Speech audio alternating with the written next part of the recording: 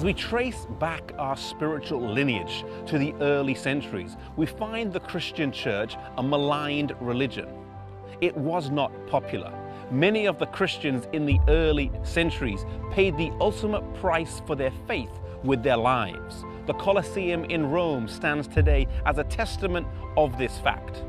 Under pagan Rome, the Christian church struggled along, but one thing was sure.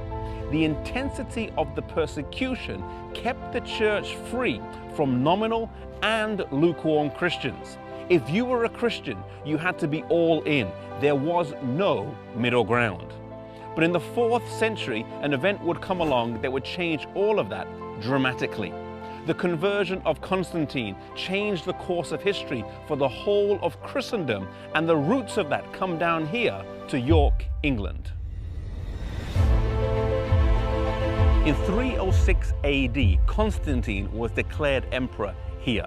His father, Constantinus, was in Britain from 305 to 306 AD, and Constantine was with him until his death. He was then declared emperor, but it was not to be a smooth sailing. There were counterclaims to the emperorship from Licinius and Maxentius. And it was before a battle with Maxentius that Constantine felt he needed more help than just the soldiers he had, and so he sought the help of God. He believed he saw a cross in the sky and heard the words, "By this sign you shall conquer." He took this as a sign to convert to Christianity, and a major switch began to take place. Rome would go from being pagan to papal, from paganism to professed Christianity. Many historians debate the authenticity of Constantine's conversion. Was it a deep-rooted biblical conviction, or was it a political ploy to keep a divided empire together? One thing is sure, though, that after his conversion, practices crept into the church that previously had no place there.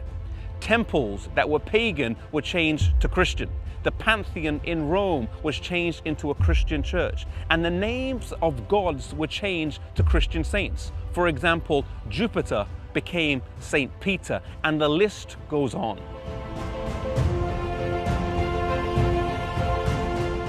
While some were happy for these changes and welcomed the lack of persecution and their newfound status, there were many Christians all over Europe who resisted these changes. For them, the persecution continued as they stayed out of line with the Mother Church.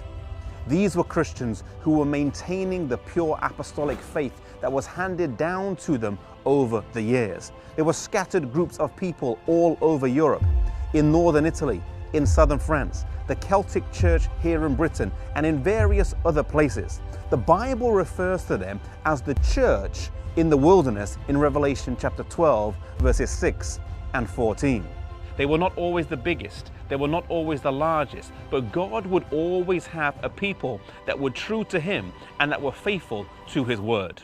And so from this point on, two branches of the church would emerge.